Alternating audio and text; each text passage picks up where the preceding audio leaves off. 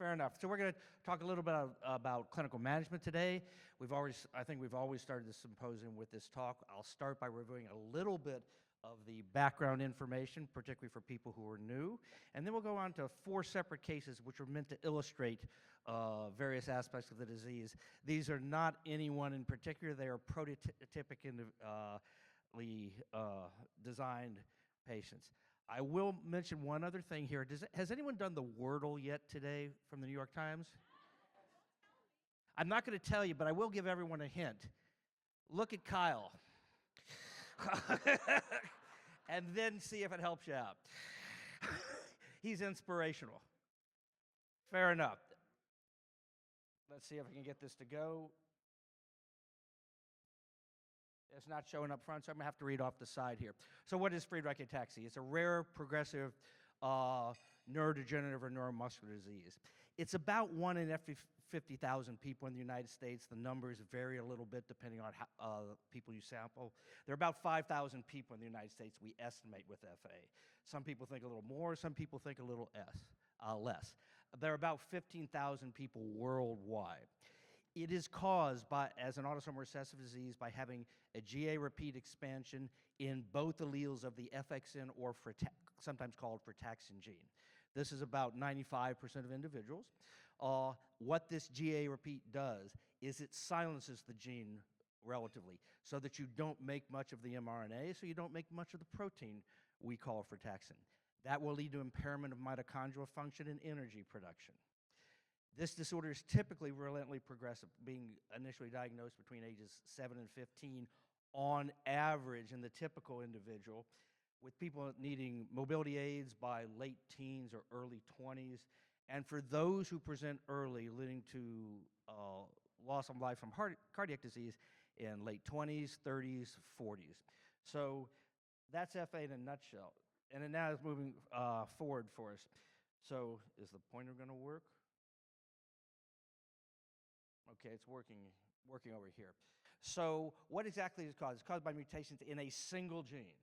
95% of people have the same type of mutation, a GAA inserted between the first 2 exons of this gene. The exons you recall from high school biology are the parts that make the protein. This is an unaffected individual. When this repeat gets longer than the normal 20, you will make less frataxin. Controls have about 8 to 33 alleles. Most people actually are at the shorter end of that range. People with Friedreich ataxia can have as short as about 60 to 90 alleles. Most people have 600 to 900. The longer the allele, the worse the disease. We care for the shorter of the 2 abnormal alleles that a person has. So the number of GA repeats will predict the severity of your disease. There are about 4% of people who don't have 2 expanded GA alleles. They have 1 expanded GA allele, and then they have a single base change, a single misspelling of their frataxin gene, which gives rise to non-functional frataxin or frataxin that doesn't work. That's about 4 to 5% of people. There are a variety of them. They have slightly different clinical features, and if you have any questions about that, it's easiest to come up and talk to me. Almost everyone has 2 GA repeats. There is a single individual in Turkey who has 2-point mutations. We can discuss that if you want, but I think we'll pass for right now. So how does this all fit together? Very simple in some ways. The GA expansion leads to a relative deficiency of frataxin protein. A person still makes frataxin, but just not very much. This impairs mitochondrial function, so you don't make much energy. That can also lead to buildup of certain toxins, perhaps iron, perhaps what we call free radicals or reactive oxygen species, likely other metabolic changes as well. So bad thing, and then you get low cellular energy, and that's why this cell, I think there's Elaine Rodden's drawing, it's got shoes on, I'm trying to figure this out, but it's crying because it doesn't have much energy. That's really the simplest way to understand FA. And this is occurring in basically every tissue, but in different tissues it has different effects. It'll go on to affect the eye in the most severely affected individuals, the cerebellum for coordination, the skeletal muscle for fatigability and to a lesser extent weakness there, the pancreas to give rise to loss of insulin production or secretion, spinal cord to give rise to sensory loss and weakness, and the heart to give rise to cardiomyopathy. Now, one thing I want to mention about this is all of these come from this GAA repeat, having 2 of those, and the severity of each one of these is reflected by the severity of the GAA repeat. The longer your GAA repeat, the worse each of these will typically be. But these actually, once you get down to the individual treatment, don't influence each other very much. Treatment of the cerebellum is not going to change what your eyes do very much, and other features like this. So the organs are actually independent once you get to that stage. What are the key symptoms of FA? Ataxia, loss of balance. Fatigue. I think everyone, it's under-discussed, and it's different for every person. People have impaired speech, vision late, and hearing. Scoliosis or curvature of the spine, which can be progressive. Heart disease called cardiomyopathy, which can come in a series of different events over time. And then diabetes, which is a mixture of insulin lack and insulin resistance. There is one other thing I mentioned, sort of, that all these organs are controlled by the severity of the GAA repeat and are functioning independently. There's one other thing to consider about the features of FA. These are spinal cords from a 4-year-old who passed away, who is not known to yet have FA. They were said to be normal in the literature. And this is a normal spinal cord. You see this pale area here. That's gone before we ever meet that person. So a lot of the features of FA occur before you ever have a symptom. So that's one thing to keep in mind as we try and interpret all these things. So with this, I think we're going to talk about some individual cases. And we're going to let Kim talk first. Hello, testing. Okay, perfect. So as Jen mentioned, we were asked to talk through several cases, try to make this identifiable. You may see or recognize features that you or your kid have experienced. And I'll start with one representative case. So a 10-year-old girl who goes to her pediatrician for poor balance and coordination. She hasn't been able to keep up with her teammates on the recreational soccer team this year. And she gets referred to a neurologist and genetic testing sent. So this is something that may be familiar to some of you. The genetic test results do diagnose her with Friedreich ataxia, but this is an example of a panel that's sent specifically to look for Friedreich ataxia. And for any of you who were in the unusual circumstance of being diagnosed first with heart disease and then Friedreich ataxia, your genetic testing may not have shown it right away, because the panels we send in cardiology don't actually screen for GAA triplet repeats, right? And Dave just explained that the underlying problem in FA is this GAA triplet repeat. But this gene test was sent specifically to look for frataxin GAA triplet repeat length. A little bit frustratingly, it just comes back saying the repeat number is greater than 100. So useful for confirming the diagnosis, yes, but there are gene tests that can help to be more specific, like what are the specific repeat lengths? And I think, yeah, so a follow-up test was sent to a specific lab that can report the specific GAA repeats, and here you can see this person has 2 repeats on the first allele 1190 and on the second allele 490. 490 is that shorter GAA triplet repeat, and that's relatively short compared to the average in the FA population. So presumably this person may be less affected compared to the average. That being said, every individual is their own individual, and age of onset's actually a better predictor of overall prognosis than the specific GAA repeats.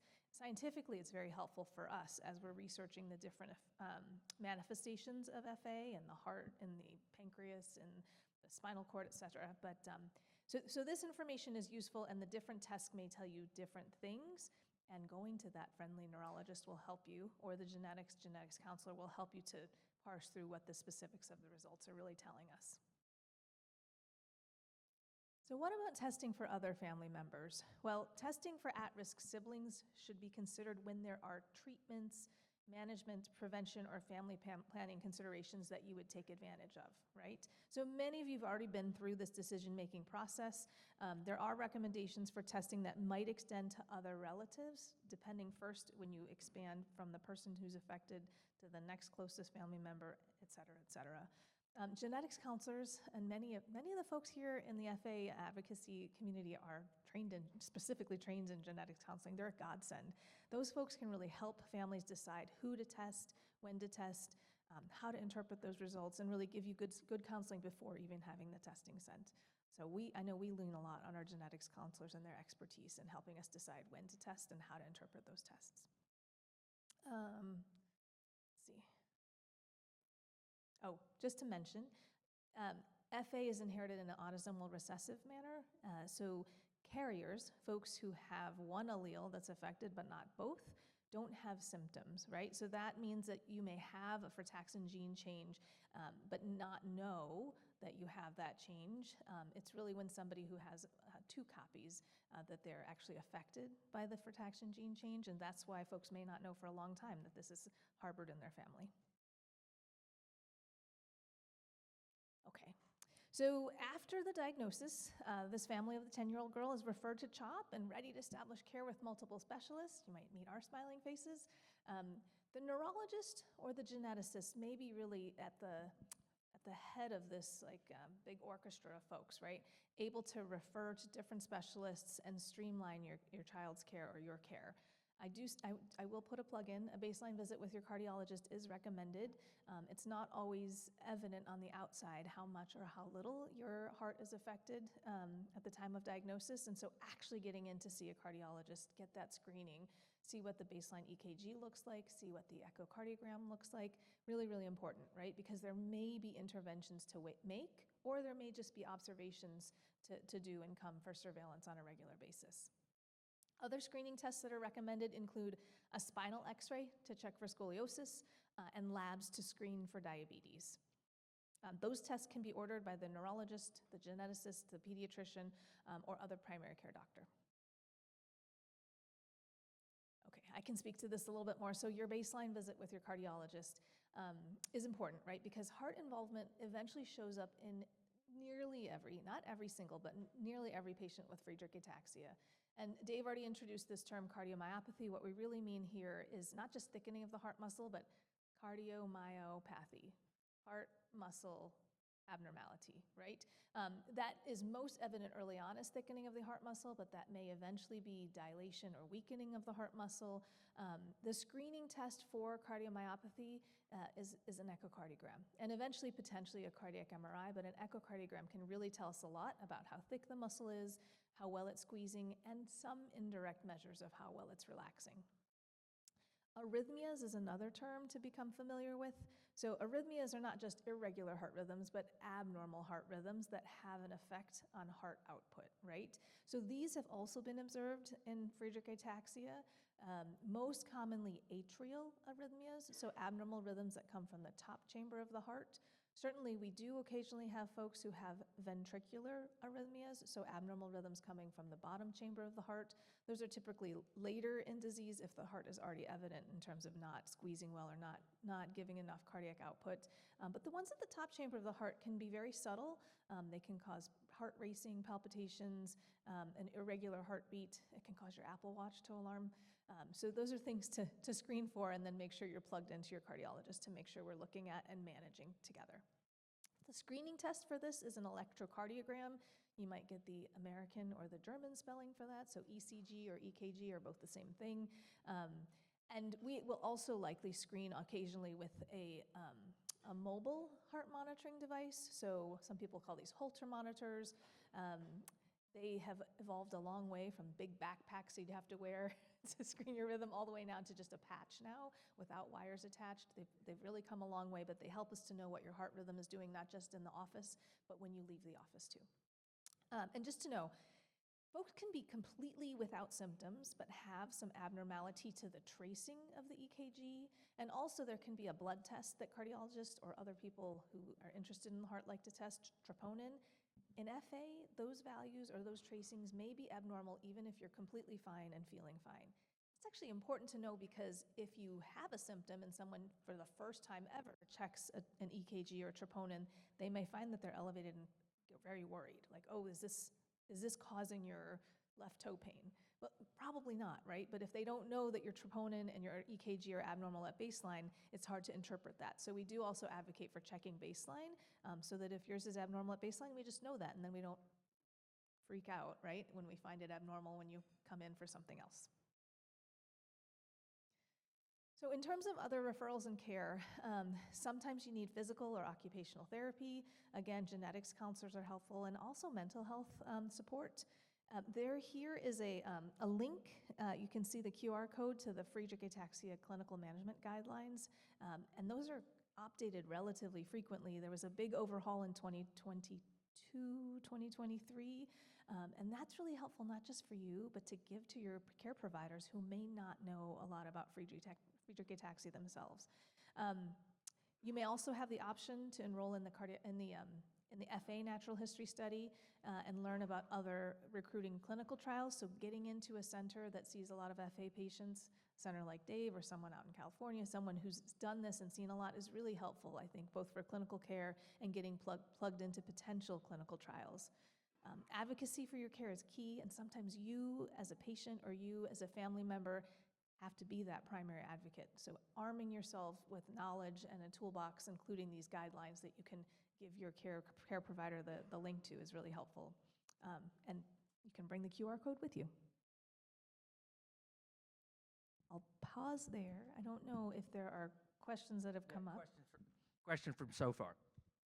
Does this person sound familiar to any of you? Again, it's not based on a specific person, but. Your turn, Shana. All right.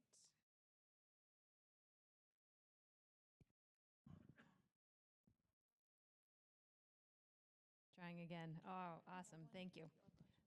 Thanks for including me in this session again. I feel like we do this every year, and every year I think about the framing differently, and I think our clinical approaches are a little bit different. So we'll be curious at the end of this session too what you all think of this particular format for discussing, because we thought a case-based approach, it's a new way for us to present information to you. We'll be curious what you all think, what your feedback is. So I promise this is not an exact patient, although we do get this question often. So for folks in the room who wonder, it is not your child, but it is. I was challenged to make up a growth chart, which feels like really anathema to me. Like, growth chart data is really, it's really important to be accurate, and making it up felt wrong, but I did make it up for this purpose. And many of you with children will recognize the growth chart. The top panel is the stature, the height. The bottom panel is weight. And it's incredibly essential. I say this every year, and I'm going to say it again, that our children with Friedreich ataxia or any other condition, or healthy children, are weighed and measured every year. And it sounds so easy when we think about Ian Blair and Clementina Mazzaros, who developed these terrific new assays to measure for taxin. They're incredibly high tech. They require a lot of effort and energy. You'd be surprised how often what seem like simple height and weight measurements are missing from the record. So we've studied growth and weight gain in Friedreich's, and we're going to continue to do that. Our ability to tell you more was limited by the number of missing measurements that there are. So you may need to advocate, including at our hospital sometimes, for there to be adaptive equipment to help make sure that accurate measurements are made. So really, really important at the routine checkup to get those measurements so we can pick up on problems with growth early. All right, so that's my plug for the utility of growth charts and growth measurements. So the case for patient 2 is a 14-year-old boy who was diagnosed with Friedreich's at age 7 and comes to see the CHOP team. He uses a wheelchair for mobility and has cardiomyopathy, as Kim was just telling us about. And his family and his pediatrician have raised concerns about poor growth. And the questions they ask are what could be some reasons and what are the next steps. So if you look at the top stature panel, you can see that this child was following along a consistent percentile for the first 3 years or so of measurement, and then that percentile starts to drop off, which means that the child may not be keeping up with the rate of linear growth of getting taller that we expect. And as endocrinologists, one of the first things we look at is weight gain, because it's really common among children that if they're not adequately nourished, they won't gain weight well either. And you can see from this chart that weight and height are somewhat parallel, right? Both are not increasing at the rate that we'd expect. So when we think about potential causes of poor growth in a child with Friedreich ataxia, there's a few thoughts that go through my mind. First, I mentioned the studies that we've been able to do in part because of the natural history data that folks have provided. And again, we're going to keep following up on that because some of the measurements were incomplete and because we continue to learn more, especially with developments and advancements in treatment. But we do know that growth and puberty can be affected in Friedreich's. So when we're talking to our endocrine trainees, we remind them that in children, growth is a luxury and reproduction is a luxury, right? So if the body has enough energy to get taller or to prepare for reproduction, it does. But if it doesn't, then those are some of the things that get sacrificed early. So it's really common in the children we see who have chronic health conditions, particularly those that may affect energy, as Lane's schematic shows, that maybe growth or puberty could be affected. Now that said, I think it will be a theme in other problems that people with Friedreich's experience, that we shouldn't simply attribute changes in growth or puberty to Friedreich's without doing another investigation first. In other words, it should be illegal to have other problems, but it's not, right? And we don't want a pediatrician, someone well-intentioned, to say, hey, gee, I know that growth and puberty can be affected in Friedreich's. I'm sure that's what it is. We'll just wash it. That may be true, but we do advocate that we exclude common, especially common and treatable causes of less than optimal growth before making the decision that probably this is related to Friedreich's and we're going to continue to monitor. So common causes that I've shown there, less than optimal nutrition can happen, especially if folks find eating is becoming effortful, if coordination makes that difficult. Later puberty, so a boy of 14 can be in many different stages of puberty. Some boys will be nearing the end of puberty, and some boys will barely have started. And that can be one reason that the growth chart starts to fall off.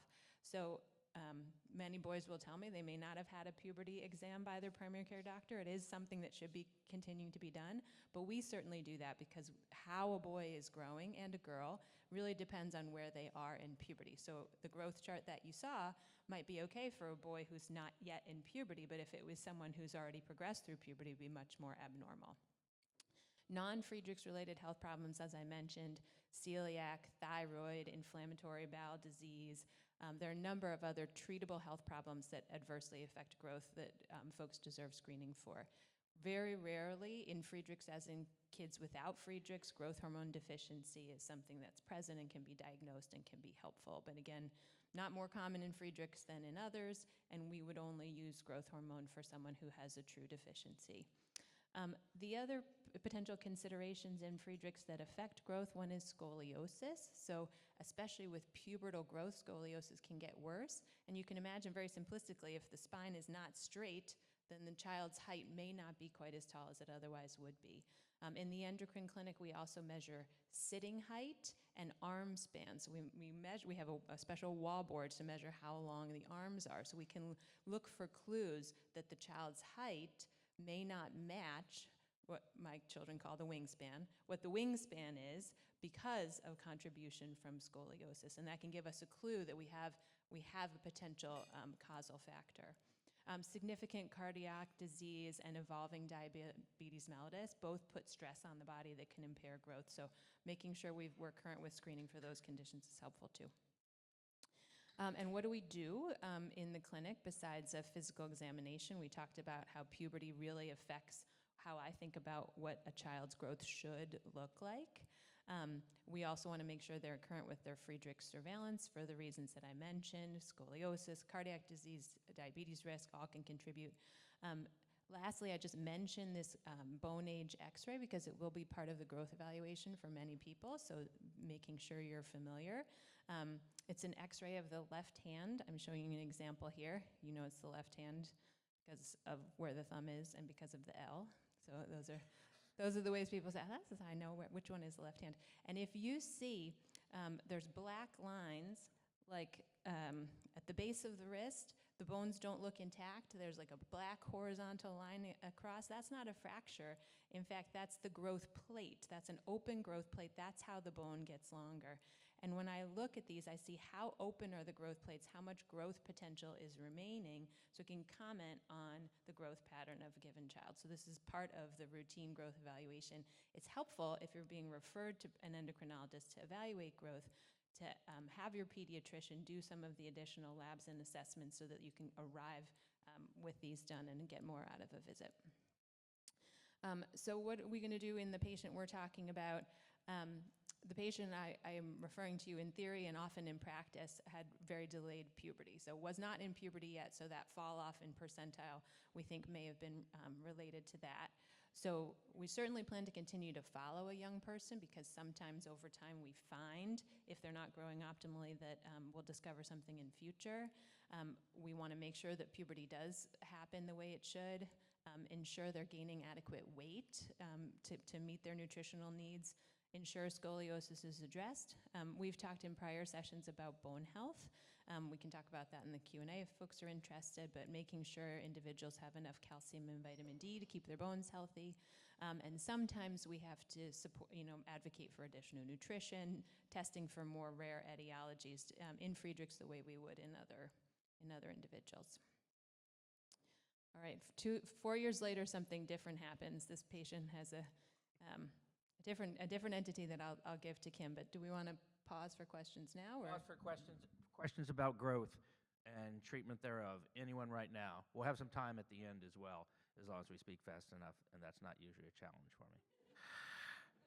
So we'll hold the questions and talk about this unfortunate young individual who just had something else happen. Well, I'll also just put a plug. Shana had mentioned being up to date on FA surveillance. And she had mentioned this particular patient had evidence of cardiomyopathy already at 14. So coming to see the cardiologist on the regular basis yearly is the recommendation, just to make sure there have been no big changes in the appearance of the heart and really our assessment of the heart output. Because if, very unusual circumstance that at 14, this kid would have low cardiac output, but we'd want to recognize that and make sure we're, putting a plan in place to address that. So this particular case was not one of poor growth because of low cardiac output, but at age 18, the patient begins experiencing episodes of a racing heartbeat, lightheadedness, and shows up in the emergency room. And then comes back to visit me or one of my colleagues, and an EKG shows that he's developed a cardiac arrhythmia called atrial fibrillation. And you can see at the bottom here, there's an example of a normal tracing on an EKG. And then on the left side, there's an example of atrial fibrillation where there's a lot of squiggly lines and irregularity as to how often those big spikes, those QRS patterns show up. So the risk of arrhythmias or abnormal heart rhythms increases with advancing cardiomyopathy. Arrhythmias can be treated by various methods. So there are medications that can lower heart rate. So examples of that include beta blockers like metoprolol, nadolol, anything that ends in olol, atenolol, bisoprolol, list goes on. Also, calcium channel blockers can be used to lower heart rate. That's a little less common, except in the emergency room, there are some IV infusions that can do that if we really need to get the heart rate down fast, like a diltiazem drip. There are also medications that may be used if you've developed a heart rhythm abnormality to also decrease the risk of blood clots. So if the top chamber of the heart is not organized in its rhythm, blood can get static. It can sit around more rather than efficiently going through the heart, and that's the reason that your doctors might consider thinning the blood to help prevent blood clots from forming. So it doesn't actually treat the arrhythmia. It tries to prevent a complication that can arise because of the abnormal rhythm. Now, another therapy for abnormal heart rhythms is called ablation therapy. So people call this cryoablation or radiofrequency ablation. This is a procedure that destroys abnormal heart conduction tissue, and obviously that's That's a very specialized type of procedure. An electrophysiologist would perform that procedure only after your team has determined that doing an ablation is the best way to ablate or get rid of the abnormal rhythm. And that's going to depend on the EP doctor being able to identify the exact location of the electrical short circuit and either freeze or burn that specific spot without causing damage to adjacent heart structures. Okay, but it's a really nice therapy in that it's one that folks can have, and if they're successful, actually gets rid of the abnormal heart rhythm rather than just covering it up or trying to make it less bothersome. And then finally, a pacemaker may be necessary. So a pacemaker is an internally implanted device that can provide the signal for your heart to beat or to conduct. And so that may be necessary depending on the degree of heart rhythm problem and whether any procedures like an ablation are necessary to get rid of fast rhythms. Sometimes you'll need a pacemaker to then come in and give your heart back the normal rhythm that it is supposed to have. Now, I mentioned earlier that atrial arrhythmias are more common in FA, at least earlier on, than ventricular. This one that we saw on the prior slide, atrial fibrillation, 18 is relatively early, although not unheard of in FA for atrial fibrillation to show up. And again, it can be managed with just slowing the heart rate or actually medically managing the atrial fibrillation. There are some medicines that can prevent or tamp down atrial fibrillation, and then there are ablation procedures that can be proposed to try to get rid of that rhythm if the medicines are not adequate. Okay, one other word, sort of adjacent to this case, but some folks also present to the emergency room because of chest pain. And I just want to mention that a chest pain is not equivalent to a heart attack in anyone, but in particular in folks with FA. It's something that can be very scary. Am I having a heart attack? I'm having chest pain. And then you get to the emergency room, and sometimes they send that blood test I mentioned, the troponin test. And sometimes in FA, troponin is elevated anyways. But if you come to an ER and you have a troponin sent and it's high, other people are going to start thinking, oh, is this a heart attack? But it's important to keep in mind chest pain is actually a very common symptom in young people, and FA is no exception. It's probably even more common in some folks with Friedreich ataxia. By far the most common cause for chest pain is anxiety, muscle spasm, or localized pain from the cartilage and the rib cage. It's really rare that chest pain in FA, especially young folks, is related to coronary perfusion abnormalities or a heart attack. So the FA heart is known to have microvascular disease. So some of the blood vessels in the smaller blood vessels that get oxygen to the muscle may be diseased or abnormal. This starts early in life, and some of our researchers that are recently funded are trying to look into this more, but it most often affects the subendocardium, a specific region of the heart muscle, and they may have a role in decreasing heart perfusion to those small blood vessels during stressful events. But macrovascular disease, meaning coronary artery disease, CAD, what you typically think of with a heart attack, that's not commonly seen in Friedreich ataxia. Of course, if you're 57 and have been smoking your whole life and have a family history of high blood pressure, high cholesterol, and have not had yours checked in 20 years, of course you could be having a heart attack. But that's probably not because of your Friedreich ataxia. So yes, traditional risk factors do apply, but Friedreich and macrovascular coronary artery disease are not commonly associated. Okay, so back to what I'd said with the first case, please know your baseline or your child's baseline and be your own best advocate. When you're at your cardiologist, it's not out of bounds to ask for copies of your baseline studies. When you're not having chest pain and you're feeling well, we can give you a copy of your latest EKG tracing, your latest cardiac troponin level, and you could keep that on paper, or you could put it on your phone, or you can use this new centralized EHR and put a pin on that so that you know what your baseline is in case you're checked for other reasons and have abnormalities that pop up. If you show up in an ER with chest pain or an abnormal rhythm, the doctor can see if an elevated troponin or abnormal ECG are any different than your own baseline. So back to this kid or young person now, after the EKG and exam and a discussion, This person started on a beta blocker, probably something like atenolol, and then asked to follow up with the team in a couple weeks. Of note, beta blockers can cause some side effects, and those include fatigue, and also low blood pressure. So we have to be careful balancing both the benefit of the medicine and also the risk of side effects. Those can be managed by things like increasing your fluid intake and making sure your electrolyte intake is also adequate, wearing compression socks or similar garments, and also by the cardiologist who's managing the medicine, just making sure we're not pushing up too hard and too fast, and making adjustments if we need to.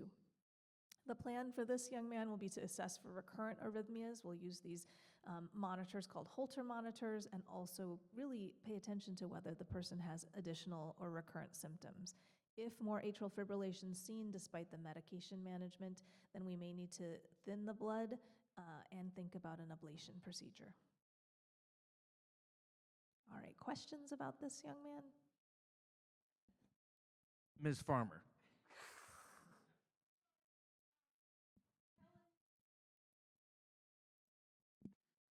So earlier this year, Kellen put together a cardiac work group because we're working on more educational materials related to the cardiomyopathy and FA.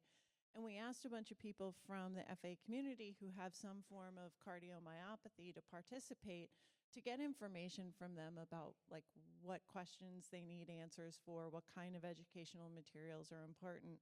And one of the striking things that came out of that community conversation was the number of people on beta blockers who didn't have arrhythmias yet, and the significance of the beta blockers on their quality of life. And so, yeah, why are they on beta blockers? Is there anything else that they could take that would improve their quality of life? And, you know, how do we better address that in our educational materials? So there are a number of reasons that a cardiologist might want to prescribe a beta blocker. For some of those indications, there are other options, right? If it's for high blood pressure, there are other classes of medicines that can approach high blood pressure. If it's for heart dysfunction, it is one of the classes of medicines that have been shown to improve longevity and so help people to stay alive longer if they have evidence of heart dysfunction. So cardiologists consider this a pretty important medication class.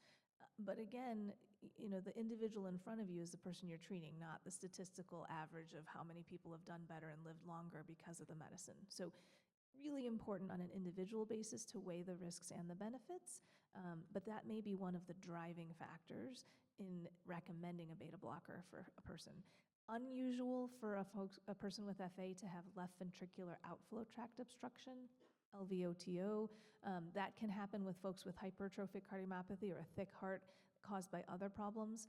I have met a few folks with FA who do have outflow tract obstruction, but it's unusual, but that's another indication for a beta blocker. I would interject there. I think a lot of it is that in autosomal dominant hypertrophic cardiomyopathy, beta blockers are required for the outflow tract obstruction and is almost life-saving. But there has been no study that I know of that shows that they're prophylactic in FA hearts. People with FA don't have the degree of hypertrophy seen in those scenarios. So the education has to go to the cardiologist to differentiate FA cardiomyopathy from autosomal dominant, which you hear about on TV all the time because they have a drug for it. You catch it during the football games and things like that. So we got 2 more cases. I got 12 minutes. Do we think I can do this? Yeah, piece of cake. So a 30-year-old woman who's had Friedreich ataxia onset at age 14 comes to see us. She's been using a wheelchair since age 27, started taking OMAV at 28, and she has minimal scoliosis, never enough to be corrected. She's married. She's a teacher. I didn't say what subject. This is a prototypic individual, not a specific individual. She and her husband are considering having children.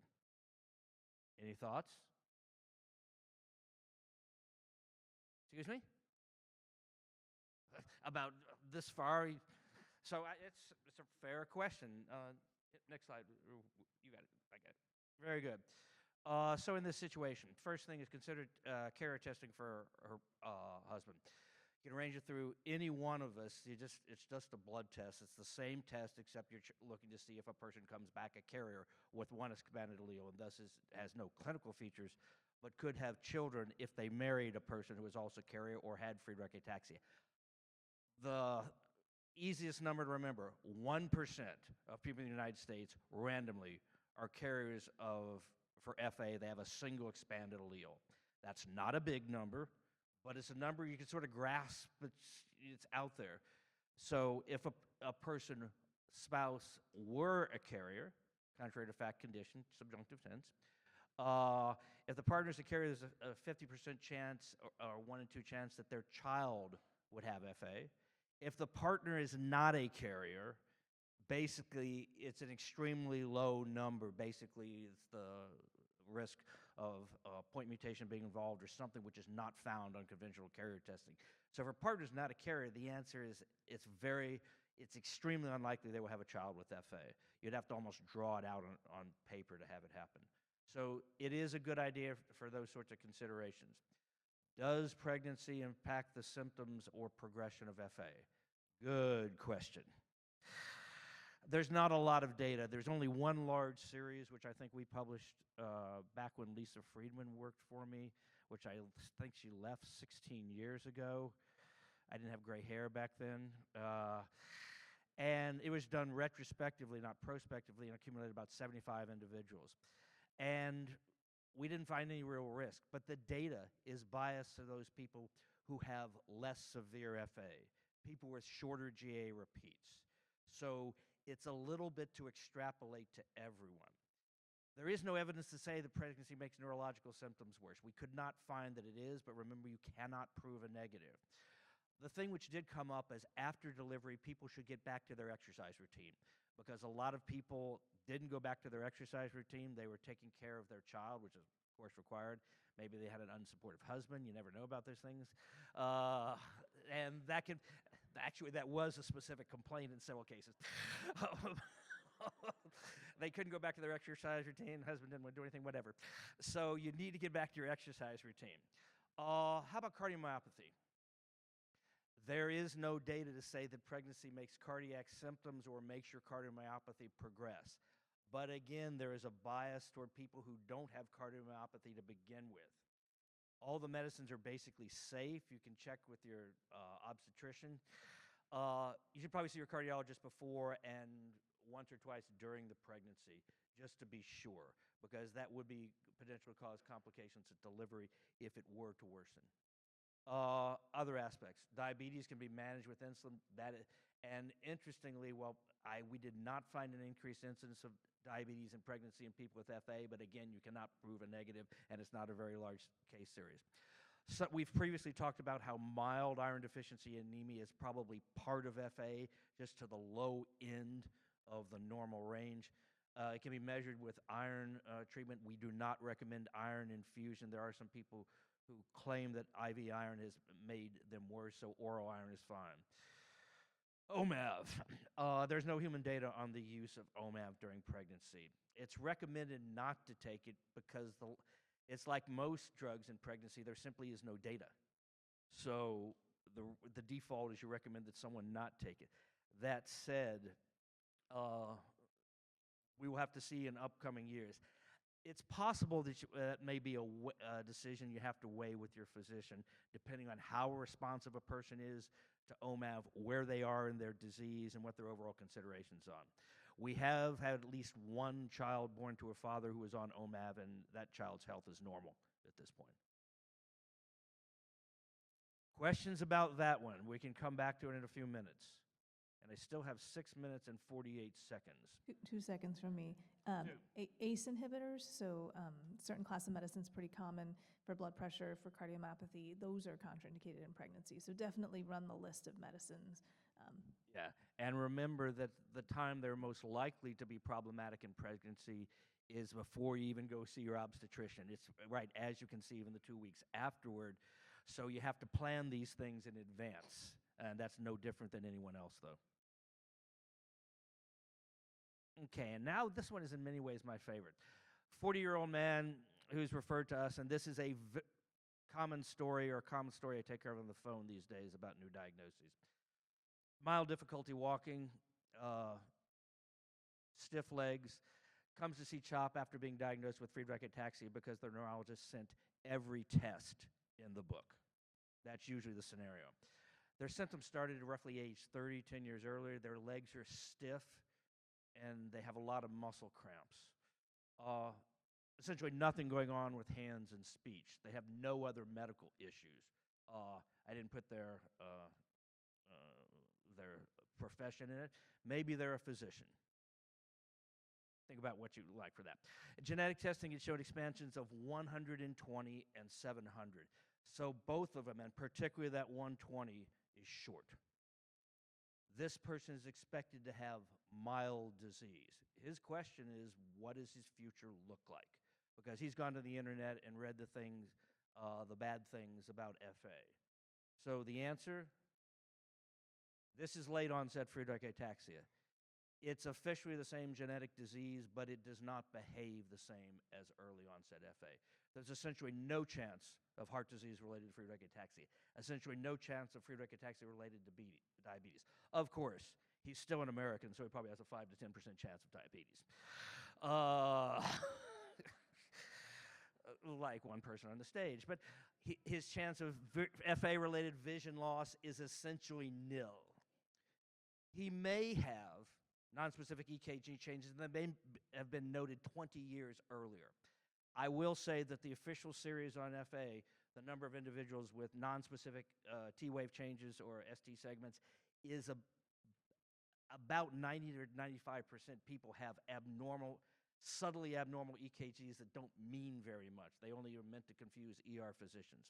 The people who don't are these people with late onset disease who have, it reads stone cold normal on the official reading. And then we have someone like Kim look at it and she can get rid of anything that might have been called. This person might have mild long-standing scoliosis. That is to say, they had an x-ray for whatever reason at age 15 and they noted a 15-degree scoliosis, which is not enough to even waste your time going to see an orthopedic surgeon. I hope there are no orthopedic surgeons in the audience. Late onset diabetes, vision loss, and coronary artery disease happen in people in the general population beginning at 40 and going on through the rest of life. And having FA does not protect you from those things, but as they develop over the next 50 years in this individual, they're not related to Friedreich ataxia. They are just coincidence with the fact that they're an American who eats our diet. People with late onset FA progress very slowly. They might start using a wheelchair somewhere between 50 and 50 years after onset. So if the person lives to be 90, he might be using a wheelchair at that point. More likely something else will come up before then. They are not truly ataxic in many cases. They are spastic with stiff legs, and they circumduct their legs as they walk, and they don't necessarily have a wide-based gait, although there's usually a little ataxia. I think they're less responsive to OMAV. I'd say about 80 to 90% of people we put on OMAV will tell us they got better. Of those late onset individuals, maybe only 40 or 50% will tell us they got better. And that's based on, you might say, a case series of maybe 30 to 40 people, so I think it's real. They also can get very severe tremor late, where the worst part of their disease is their shaking and their ability to feed themselves, and sometimes the speech that can go with that. They're walking, but they shake all over the place and can't feed themselves. FA is not a cause of mortality for these individuals. So when I hear this story, they've read the bad things, and I get to tell them good disease simply by looking at that GA repeat length. It's a very satisfying thing. Other questions which frequently come up. People can have bladder issues in FA. It is not incontinence, or rarely is it. It is usually urgency, but that can seem to be incontinence because it gets mixed in with the other features of the disease of immobility. It is manageable with medications, usually anticholinergic medications. The stiffness or spasticity in FA, which came up in that late onset person, but is actually present in everyone, but can sometimes be covered by the ataxia. We can treat that with medicines and make it symptomatically better. We're not changing the progression. We're simply making the stiffness better with either baclofen or tinzanidine. Pain is a feature of FA, particularly neuropathic pain. It varies. Usually it's in feet, but not always. And it can pain following an injury that is persistent is relatively common. Gabapentin or Lyrica can be effective there in just about everyone. You have 1 minute for heart failure. Heart failure in a minute. Okay. In some FA patients, not all, cardiomyopathy can progress to this terrible term we use called heart failure. And what that really means is the heart's not doing its job. It's not providing the output that one needs to do their daily activities. This may show up as a progressive decline in ejection fraction on the echocardiograms, an increase in chamber size. Even if the hypertrophy is decreasing, the chamber size might be getting larger over time. This can be triggered or preceded by a major surgery or infection, some other inciting event. With any planned surgeries, please ensure that there's communication between the surgery and anesthesia team and your cardiologist, so your cardiologist can give some recommendations on best monitoring. And then with respect to infections, we can't prevent everything, but there are some infections that we can generally prevent or mitigate. So for example, considering the available vaccinations, I think is important. And then individuals with cardiomyopathy or other FA-related heart issues should continue following up with their cardiologist regularly just to get a sense over time of whether things are stable, improving, or progressing. Very good. You've been trained well. We're now in extra time. I think do you want quickly to talk about OMAV, since it is the one available treatment for people 16 and older, and obviously it's in clinical trials before that right now. What do you expect to start? It's a good drug, and some people a very good drug. It is not a cure. Response could be very modest over the first year, and it accrues. Remember, in the clinical trial, maximum benefit is 9 to 12 months in. Like all drugs, it has side effects, but they're pretty easily managed. Headache, nausea, and diarrhea, they all occur in about a total of 20% of people. You can have increased cholesterol, for which you can take statins and things like that. The transaminases go up, but then they go right back down. It is not liver failure. Do not stop the medicine because the transaminases go up. We can manage this. Same thing for the BNP and the cholesterol. That's something, the number of times that neurologists have stopped it for mild twofold elevations in transaminases makes me want to throw up, for the record. The side effects go away over the first 6 to 8 weeks. They go, and people become tolerant right away. So again, it's a pretty well-tolerated drug as drugs go. If you want to know anything more, you can do the QR code. You can look it up on the FARA website, or you can also come up and harass us anytime you choose. So we'll take questions now, and we're in extra time if this were a soccer match. But we'll take questions from anyone who would like to ask. So let's assume I'm a new parent, and I keep hearing this. You? And so I keep hearing this natural history study. What is that? I don't get it. Why do we have this? Good question, Norm. The question is, what is the FARA Natural History Study, which used to be called FACOMS or the CCRN, and is now called Unified because there are sites, as Jen showed, all around the world. Essentially, it's a situation where we bring people back every year, do some specialized research testing, but also go over the standard clinical things. It is not clinical care, but we're observing things and how they change. Getting a good roadmap helps you get to your final destination. And it is very important for our friends around the audience here who are helping develop drugs. If you know what the roadmap is and know who gets what, and it's a lot easier to come up with a well-designed clinical trial. So we encourage everyone to come. I can't speak for other sites. We defer part of your expenses, $300 for every time you come to see us. We'll usually have other studies which can allow you to defray some other expenses as well. So I encourage everyone to go. It is officially research, but you will learn a lot about things clinically. And you'll see someone who sees a lot of FA. And if we have someone who we can't see them clinically because their insurance doesn't allow it, that is more and more a problem around these days.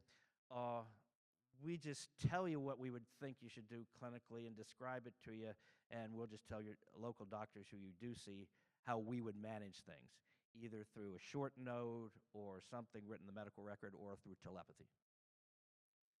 We're working on this telepathy. It hasn't come out right yet. Could I just add to the importance of Norm's question, saying that without the natural history study that's been going on for more than 20 years, I'm not sure we would have gotten the first approval of OMAV, because it was the people who have faithfully gone to their clinician once a year and created the data of their natural history, of their progression of their disease. Those were used as comparators to the people in the clinical trial, especially during the open label extension. Everybody in the open label extension on drug, I think there are 136 of them. 136 people chosen very selectively out of the natural history study to compare. And what that showed was a 55% slowing of progression across those 3 years of those in the open label extension versus those not on anything in the natural history study.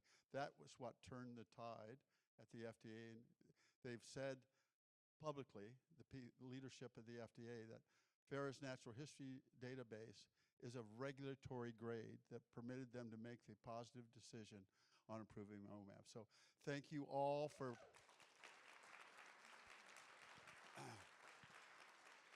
And back, John. what's that? Dr. Lynn, earlier you mentioned that some people can have chest pains, has nothing to do with cardiac disease or FA. But for a person with FA, say mid-20s, they're taking medicine for diagnosed arrhythmia. Is there any level of chest pain that would just be considered normal, or at what point should be contacting your cardiologist? Yeah, that's a tough one, because I do know that a lot of folks do have different forms of chest pain. I think if you haven't been evaluated when having the chest pain, right? So do we know what your EKG looks like? Do we know what your cardiac enzymes look like during an episode of chest pain? Then if you have it again, it may be important to get evaluated, right? If we've been lucky enough to catch an episode of chest pain and know what those parameters look like, then we'll really mostly go on, are things changing, right? Is there something different about the severity, the duration, the quality of what you're experiencing? And also, we'll might often want to see you just to help manage it, right? It's no fun. It's no fun to have these episodes. And so if there are ways that we can mitigate the actual experience of it, we'd want to do that also. Gene. Do you guys have a way that's worked to help us to advocate with our primary? Like my primaries, I try and introduce them, but they seem How do we help communication with primary physicians? That's the challenge, because primary physicians have a very difficult job, and their time is probably a lot more precious. Some like to try and take, when we say for the testing, some like to take charge. Some by HMO rules are required to be the ones taking charge. There we can beat on them as much as we want, mentally, not physically, just to clarify, and we have to get through to them. Usually we send them a referral letter. Whether they read those things is an interesting question, particularly in the modern world. People like to make the referral letters 5 pages long. No one reads 5 pages. What you do is actually write it so the first 3 lines say, what do we want you to do? So I think we construct pretty good letters like that Kim Schott does for us. And the easiest thing is to have them email us. Email finds us anytime. That's just the bottom line. Hi, this might be dependent on an individual basis, but I was wondering for like people with FA, is there a baseline for troponin levels? Like, how do you know when it's too much or not enough? Yeah, so that's definitely individually based. Very good question, and that's why a lot of us advocate for you to get a baseline troponin so that we know what yours is and what yours is and what yours is, right? Up to 50% of folks actually don't have detectable troponin on an assay at CHOP, but then if they get one of these highly sensitive assays at another hospital, it may be detectable. So really your own baseline in your own lab is an important thing to know. And one other thing to know, and we published this a year ago, is essentially troponins go up in people with FA for trivial heart rate elevations, things which are clearly not damaging anything. They just go up. What does that mean? They go up, and you can't use them as a judge of anything, even though outside people will try and do so. We treat people, not numbers. Ready for the next one? It would be me. Question about hospitalization for those who might not have experienced it. So if the hospitalization has nothing to do with FA, how do you convince the doctors that they need to continue the standard of care and not follow the hospital guidelines for care for your FAer? Because I'm going to say they don't listen to, so I went to a very good hospital with Donovan. He's fine, he's doing great, that's the good news. And they did take care of his needs, but they didn't listen to the standard of care that I know he needs for his diabetes and for other things. They only wanted to do OMAV, that was it. That's the only thing they did correct. So how do you convince them that you know what to do? Again, the question about being an advocate for yourself, and part of advocacy, you can mention potentially bad outcomes that occur if they don't follow this, and invite them to call or text me or Kim or Shana at some time and send us an email and open that line of communication before they are in the hospital if you know they're going in the hospital. I actually do think that the guidelines can be helpful in specific circumstances also. So there's a section, I don't know if you can see the text on there, but there's a section about surgical and anesthetic considerations in FA. And there's obviously a balance in terms of how you approach someone and acknowledge their expertise in an area, but also help them to know that they may not know everything about FA and that condition. But there are specific sections that they can get to very quickly, and you can give that to them as a resource. So I think that's a tool that may be underutilized. Keep it targeted, in other words. Yes, Gretchen. So I have a question. I have a question about going to the ER with like tachycardia. So if your child is on heart medications, on beta blockers and other heart medications, and is not dehydrated, and you go to the ER because of tachycardia, because the heart medications you're on keep your heart rate, your blood pressure low, your heart rate low, just so that it eases the strain on the heart. Is there a go-to to try to figure out what you can give them that will not crash their blood pressure while still maintaining not too many fluids? Is there any kind of go-to that you guys have? So we first need to know what the tachycardia is. So any ER that knows what they're doing is going to check an EKG and actually see what the rhythm is, and then get a good history from you as to what's been going on. Am I tachycardic because I have not been eating and drinking for several days, and oh yeah, I haven't peed in 12 hours either, and am I dehydrated? And then they may respond with fluid, which is not the wrong thing. Paying attention to what your fluid status is and how it changes over time is really important. But if you're dehydrated, getting some fluid back is the right approach. What's really important is also what's your baseline heart function, what's your baseline heart status, and how quickly do you build up extra fluid as fluid's given. But really getting a good history and getting a good rhythm assessment are two key things, and they have to listen and they have to pay attention to those. Okay, so say they're not dehydrated and they've peed. Yep. So if it's a sinus rhythm, meaning the signals are coming correctly, the heart's just going faster, then we have to figure out what is the trigger for the heart rate to be going faster, right? And then treat that underlying trigger. For the pregnancy case, I'm just wondering if we know anything about other hormonal changes in women's life, like ovulation, menopause, taking contraceptive pills, any effects? So there is a known drug interaction between OMAV and oral contraceptives. So remember, if you're on OMAV, remember that. It doesn't mean you have, if you're taking them for purely menstrual cycle control, you can sort of see if it's working or not. If you're taking them as contraceptives, then you do have to double cover. That's the recommendation, because they may lose some amount of, or contraceptives lose some amount of efficacy. To my knowledge, I don't know of any other endocrine association with FA that is not based on drug interactions of things. I could be wrong. do remember one young man who was steroid dependent. He had Addison's adrenal insufficiency, but that was probably from his second disease. That was one of your favorite patients, if I remember correctly. Yeah, that's a great question. I mean, we have found some effects on puberty, so one could imagine if there's any pubertal delay, like that would affect menstrual periods.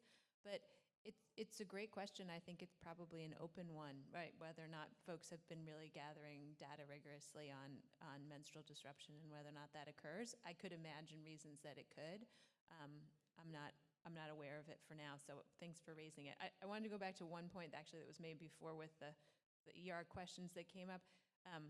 One thing we do for diabetes, and I know our cardiac colleagues do this too, if folks are going back often, which we hope they don't, but sometimes that happens, right? Like they're going for procedures or they're in the emergency room a few times. Sometimes it helps during the routine clinic visit to make an emergency letter or a contingency letter. In other words, like, you know, if my patient shows up with diabetes in the emergency room, you know, please check the following, please do the following, and then please call us. And we have had outside endocrinologists call us. And when people show up with a letter that's like, hey, you know, when I show up with sinus tachycardia, like, please do the following 3 things first, check the electrolytes, check this, check that. At least it gets you kind of on that direction, and then people are inclined to call afterwards. I know it won't be an easy fix. It's really hard. But if you can anticipate some of that in clinic, sometimes that helps. Okay, I think we're done, and you can ambush us anytime. And Jen has something to say. Thank you very, very much. We are not going to take an official break because we are already past our break time. We're gonna power through the next session. Then I promise you we'll get a break. A few quick follow-ups. I would like the panel that's up next to start coming up onto the stage. I know that's going to take a minute or so. But as our panelists are getting settled, a few follow-ups.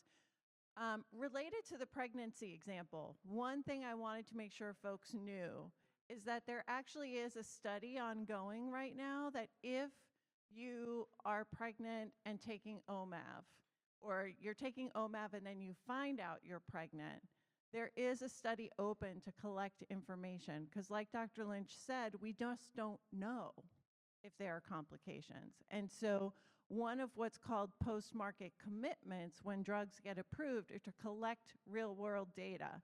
And so there is a pregnancy study open. Anybody can enter it if they meet the criteria. And that's the way that we continue to learn.